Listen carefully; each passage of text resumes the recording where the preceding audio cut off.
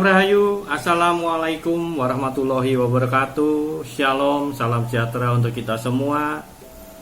Pada kesempatan yang berbahagia ini, kembali dengan saya Kang Surwangi, kita akan kembali membahas tentang dunia energi. Kali ini saya akan mencoba menjabarkan antara perbedaan pesugihan dan penglarisan dalam ranah dunia energi, yang nantinya kita akan meluas pembahasan ini mencakup penumbalan entitas yang bekerja di dalamnya dan lain sebagainya. Tetap ikuti channel Kang Surwangi supaya Anda terus mengikuti informasi tentang ranah energetik dalam berbagai bidang yang ada di masyarakat, dan kita bisa memilah dengan baik, dengan kesadaran apa yang layak untuk diperdalam untuk menjadi pengetahuan, apa yang tidak layak bisa Anda singkirkan, anggap saja ini hiburan. Tentu saja tidak luput dari kekurangan, karena saya hanya membahas dengan bahasa yang umum agar mudah dimengerti. Saya rasa teman-teman bisa memakluminya. Oke, kita akan masuk dalam penjabaran tentang definisi pesugihan itu sendiri. Pesugihan adalah salah satu teknik yang digunakan seseorang dalam ranah non-energetik. Jadi yang kita pahami seperti Reiki, Prana, bioenergi, tenaga dalam, ini di luar itu. Jadi pesugihan ini yang dikenal di masyarakat adalah salah satu teknik untuk mendapatkan kekayaan dengan melakukan perjanjian tertentu di tempat tertentu dengan entitas tertentu yang mendiami di lokasi tersebut. Nah, biasanya orang tersebut memberikan perjanjian secara roh, perjanjian secara spiritual antara rohnya dia dengan roh yang ada di tempat tersebut. Ada imbal balik. Jadi imbal baliknya, si pelaku di tempat pesugihan tersebut nantinya dia akan mendapatkan kekayaan, sedangkan roh tersebut mendapatkan offering. Offering ini bisa berupa sesaji yang dikhususkan, entah itu mulai dari minyak tertentu, kemudian buhur, bisa juga dengan sesajian yang umum kita ketahui. Dalam arti ini bukan sesaji budaya, tetapi sesaji persembahan yang memang diperuntukkan oleh untuk entitas yang ada di tempat tersebut. Juga bisa dengan penumbalan hewan, baik yang berkaki 2, berkaki 4, sampai penumbalan orang yang dianggap musuh. Nah, hal tersebut tentu saja tergantung dari entitas yang ada di situ, yang pertama. Yang kedua, bergantung pula pada kesepakatan antara pelaku pesugihan dengan entitas yang ada di tempat tersebut. Nah, biasanya di titik tengahnya itu ada kuncen. Tempat-tempat tertentu yang memang digunakan untuk pesugihan biasanya memiliki kuncen. Kuncen tersebut bertugas untuk menghubungkan antara pelaku yang nantinya akan meminta timbal balik pesugihan itu dengan roh teritorial yang ada di tempat pesugihan tersebut. Adapun penumbalan, offering dan sebagainya itu sebenarnya ditentukan oleh perjanjian besarnya kekayaan yang akan dicapai atau yang diperoleh.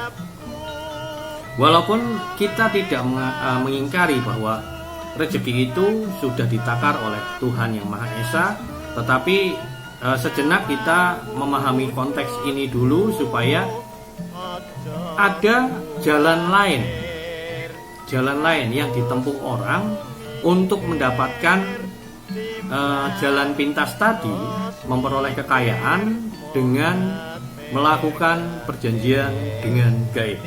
Nah, dari definisi seperti itu, kita tentu saja mengetahui bahwa si pelaku sudah menyadari. Si pelaku dengan kesadarannya melakukan perjanjian tersebut. Nah, secara energi dia akan terikat ketika perjanjian tersebut dibuat.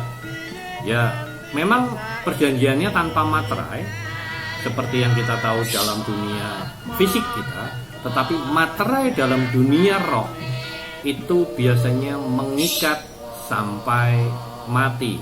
Bahkan kalau kita bicara dalam ranah agama, pengikatan ini akan berkelanjutan sampai hari akhir kiamat nanti. Wallahu alam, saya tidak akan terlalu membahas karena bukan bidang saya masuk ke ranah tersebut. Jadi saya hanya akan membahas bagaimana seseorang yang terlibat dalam pesugihan dan apa perbedaannya antara pesugihan dan pengelarisan ini. Nah, dalam pesugihan itu sendiri memang ada yang harus dilakukan secara terus menerus. Ya, beberapa pesugihan ini bersifat nikah dengan penghuni di tempat tersebut. Ya, tempatnya ada banyak. Kita tahu mungkin kalau Anda googling tempat pesugihan di Nusantara ini ada banyak sekali. Tetapi ada beberapa definisi pesugihan yang ritualnya melakukan wig-wig dengan penghuni tempatnya. Kita bilanglah nikah gaib, ya. Nah, membahas tentang menarik ini, kalau sudah ngomongin wig-wig biasanya menarik dan mulai konsentrasi semua. Pernikahan itu seperti ritual nyipri ular. Jadi pelaku pesugihan tidak memberikan tumbal, tetapi dia harus bersetubuh dengan siluman ular atau entitas siluman ular itu. Kemudian keesokan harinya, jadi semalaman dia wig-wig sama siluman ularnya, sisiknya akan berjatuhan di tempat tidurnya yang dipakai untuk wig-wig tadi. Kemudian dia akan mendapatkan sisik tersebut sudah berubah menjadi emas. Nah, itu salah satu contoh. Ada juga pesugihan yang mengubah seseorang seperti babi ngepet. Jadi pelakunya berubah menjadi makhluk lain. Jadi sudah bukan jadi orang, tapi dia menjadi babi dan dia nyolong secara gaib. Ya, saya bilang mencuri secara gaib. Dia menggesek-gesekkan tubuhnya ke dinding rumah orang-orang tertentu, kemudian secara gaib pula kekayaan orang yang dituju tersebut berpindah ke rumah pelaku. Nah, untuk yang kedua ini, babi ngepet dan beberapa jenis pesugihan yang mirip-mirip seperti ini biasanya dia butuh partner. Ya, yang satu kita kalau biasa dengar istilahnya itu jaga lilin. Jadi yang dimaksud jaga lilin itu dia sebagai perantara untuk menerima portalisasi hasil pencurian itu secara gaib. Si pelakunya berubah menjadi babi, dia melakukan pencurian di tengah malam dengan wujud makhluk lain sebagai babi itu. Kemudian hasil yang dicuri tadi tidak langsung dibawa babinya, tetapi diportalisasi atau dipindahkan dengan gaib ke rumah si pelaku. Tentu saja di rumahnya harus ada pasangan yang siap menampung. Nah, ini ada yang metode yang seperti ini. Ada juga dia yang harus renovasi tiap tahun sekali, itu renovasi rumahnya untuk mendapatkan kekayaan, dan renovasinya biasanya nggak sedikit. Dan anehnya setiap renovasi tersebut pasti memakan korban, entah itu tukangnya jatuh sampai berdarah-darah, sampai meninggal dan lain sebagainya. Ini biasanya kita kenal sebagai pesugihan kandang bubrah. Kandang itu maksudnya itu tempat untuk menyimpan ternak, bubrah itu artinya dirubah. Jadi ini sebenarnya analogi untuk merenovasi rumah secara terus-menerus. Nah, kekayaannya didapat dari setelah ini si pelaku kandang bubrah tersebut, dia mendapatkan job bisnis yang gede. Nah, untuk korbannya ya wallahu alam. Sementara yang kita tahu ada yang meninggal, ada yang hanya mengalami luka berat atau luka ringan, pokoknya berdarah-darah lah. Nah, dari kecelakaan tersebut menghasilkan sesuatu. Nah, ini juga kita kenal itu. Kemudian ada juga metode pesugihan dengan memelihara entitas seperti tuyul, ya. Jadi biasanya pelaku adalah perempuan, ya, karena tuyul ini ibaratnya roh anak, roh yang masih anak-anak dan harus disusui. Jadi pelakunya harus perempuan dan biasanya perempuan. Kalaupun pelakunya laki-laki, biasanya dia menyiapkan pasangannya atau orang yang menjadi partnernya untuk menyusui. Jadi kalau tuyul biasanya disusui. Kemudian tuyul ini juga sama seperti babi ngepet itu, nyolong duitnya. Cuman perbedaannya adalah kalau tuyul ini dia diambil secara fisik uangnya, kemudian diserahkan kepada pemeliharanya atau tuannya tuyul tadi. Nah, yang membedakan apa antara tuyul dengan ini babi ngepet? Babi ngepet pelaku bisa melakukan dari jarak jauh. Jadi ada radius tertentu dia melakukan itu. Kemudian ada satu sebagai penunggu portal untuk pemindahan harta bendanya itu. Ada satu lagi pelaku yang mencuri dengan bentuk lain. Kalau tuyul enggak, pemelihara harus mengikuti karena tuyul sendiri identik dengan anak-anak, roh anak-anak, berbentuk anak-anak, ya. Dia akan mengambil kemudian langsung menyerahkan ke pelakunya. Jadi biasanya pelaku tuyul itu sendiri domisilinya tidak jauh. Jadi dia akan mengikuti tuyulnya bergerak mencuri di mana, dan dia biasanya ada di seputaran itu karena tuyulnya biasanya langsung menyerahkan kepada pelakunya.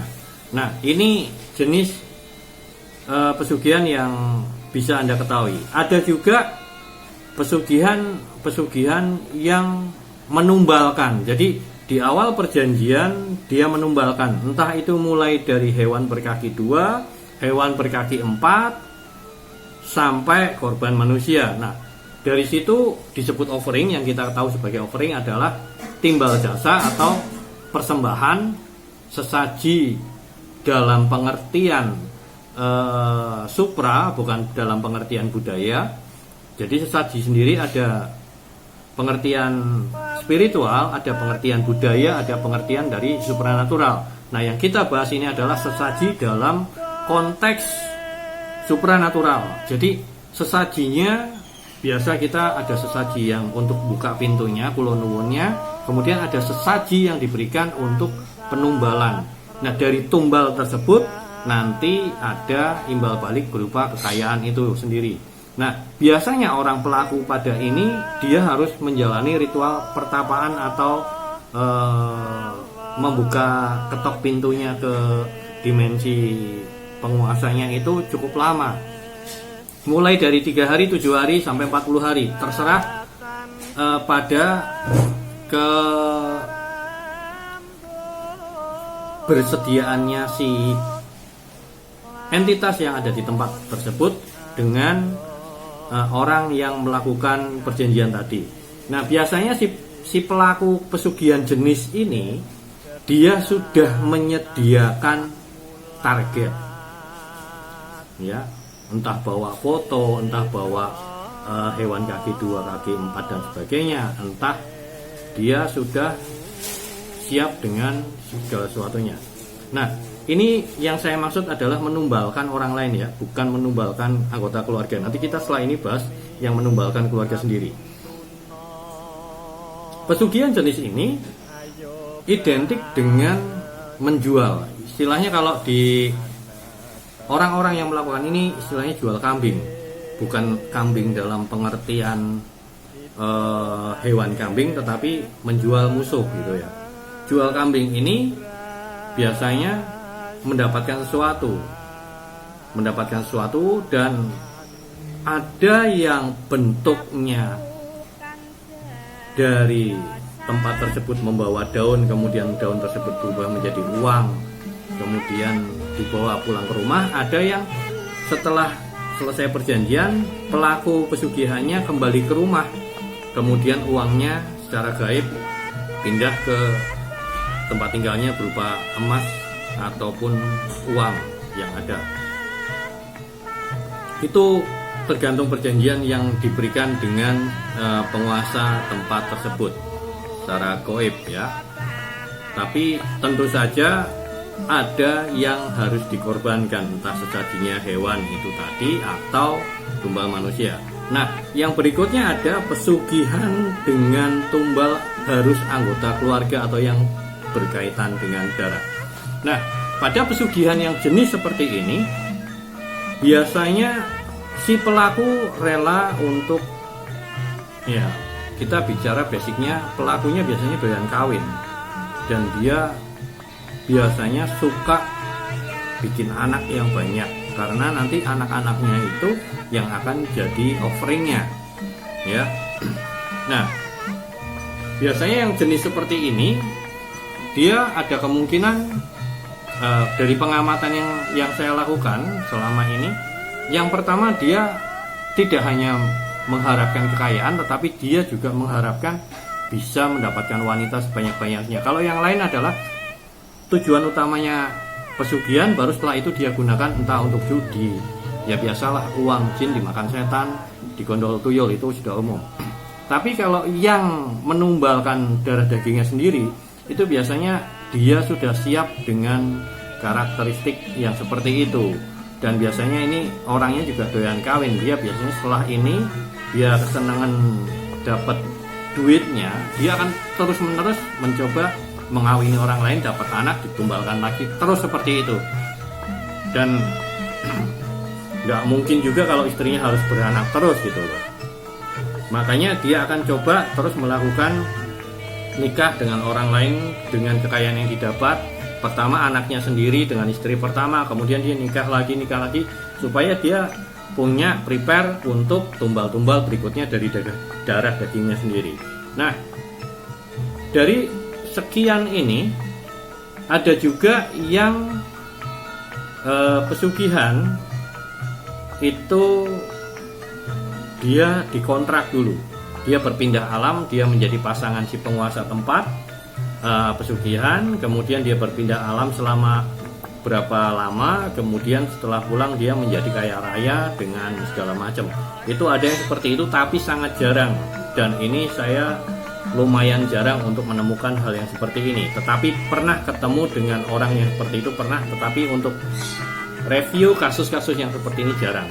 Jadi dia bisa berpindah alam ke dimensi pemilik tempat, kemudian dia melakukan pernikahan di sana.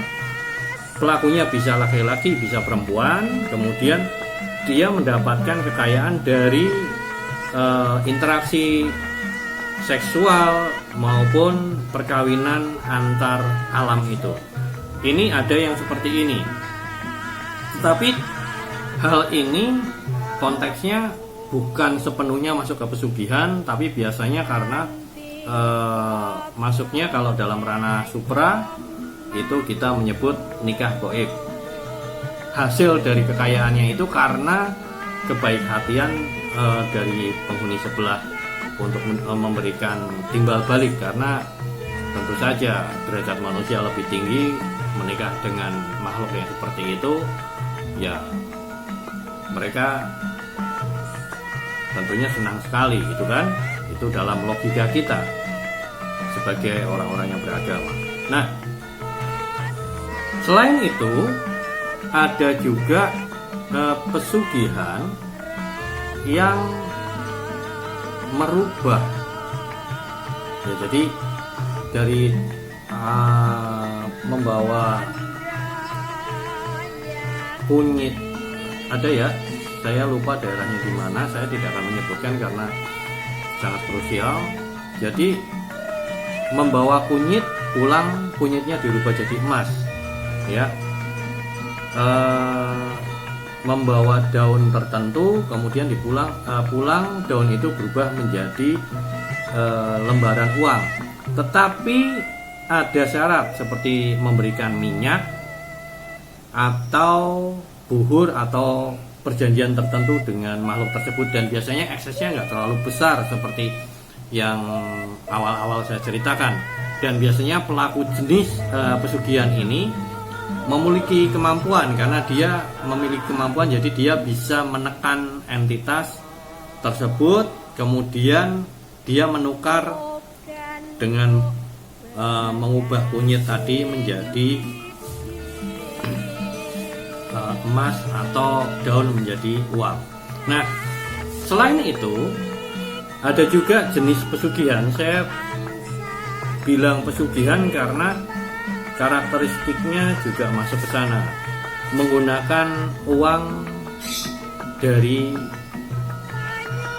dunia fisik kita, kemudian diludahin atau dilakukan ritual tertentu oleh makhluknya, kemudian ketika digunakan uang tersebut dibelikan apapun, itu pasti uangnya balik. Nah, ada yang disebut itu uang balik. Nah, uang-uang seperti ini saya juga mengkategorikan masuk ke pesugihan, karena dengan sendirinya uang tersebut bisa membeli produk tertentu, tetapi uangnya tidak bisa menjadi alat tukar, hanya untuk kamuflase aja. Yang terjadi akhirnya menipu si pemilik warung atau toko yang dibelanjakan, ya. Kemudian ada juga pesugihan popok wewe. Ini juga sudah jarang dibahas. Jadi banyak orang yang mencari popok wewe. Jadi wewe itu makhluk entitas perempuan dengan toketnya yang gelantung kemana-mana saking panjangnya. Kemudian karena dia telanjang, dia hanya pakai popok. Nah, biasa makhluk itu, saya nggak tahu apakah makhluk-makhluk seperti itu menstruasi juga atau enggak, tapi sepengetahuan saya, popok itu adalah celana dalamnya dari makhluk yang disebut wewe itu tadi. Nah, itu dicari untuk melengkapi usahanya supaya usahanya laris. Kebetulan saya pernah mendapatkan popok tersebut dari seseorang yang melakukan tetirak dan tirakan. Dari cerita pelakunya, memang ada dua kemungkinan. Dia harus berkelahi dengan entitasnya yang punya popoknya itu, atau dia melakukan negosiasi dengan menukar, entah itu dengan minyak, buhur, atau sesajinya bisa macam-macam tergantung kesukaan dari makhluknya. Nah, ada yang menggunakan seperti itu. Jadi dari sekian jenis pesugihan sudah saya jelaskan tadi, bisa kita pahami bahwa pesugihan adalah suatu tindakan mencari kekayaan dengan jalan pintas, menggunakan perjanjian tertentu dengan materai spiritual, materai roh, yang akhirnya antara pelaku dengan roh di tempat tertentu yang untuk melakukan pesugihan itu terikat sampai tertentu. Nah, biasanya orang-orang yang sudah seperti ini akan mengalami hal-hal tertentu sebelum meninggal. Nah, itu nggak perlu saya jelaskan karena biasanya sinetron sudah banyak yang menjelaskan. Kemudian kita akan nanti bahas tentang pengelarisan. Apakah berbeda pesugihan dengan pengelarisan? Nah, kalau yang tadi jelas-jelas ada keterikatan entitas di sini. Saya tidak akan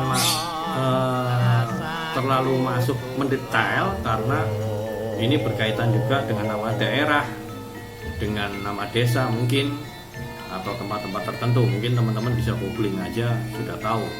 Tapi ini adalah garis besarnya tentang pesugihan, dan pelaku pesugihan pasti terikat secara astral, pasti terikat secara roh dengan entitas tersebut. Nah, untuk pelepasannya bagaimana? Nanti kita bahas di sesi berikutnya, tayangan kelanjutan dari ini. Setelah ini saya akan membahas tentang pengelarisan, ya.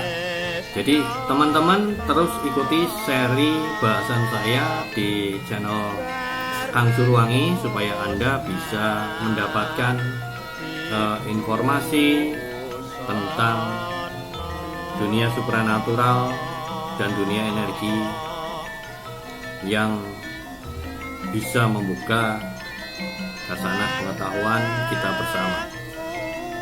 Akhir kata, saya mohon maaf apabila terdapat kekurangan. Nantikan sesi kedua saya membahas tentang pengelarisan, perbedaannya. Kemudian sesi ketiga nanti saya akan membahas bagaimana memutus tali ikatan dari pesugihan itu. Tetap pantengin channel Kang Suruwangi. Jangan lupa komen, karena nanti saya akan berikan satu kenang-kenangan dari produk Suruwangi untuk Anda yang terus setia mengikuti channel saya ini. Ikuti kelanjutannya tentang pengelarisan di sesi kedua. Salam Rahayu.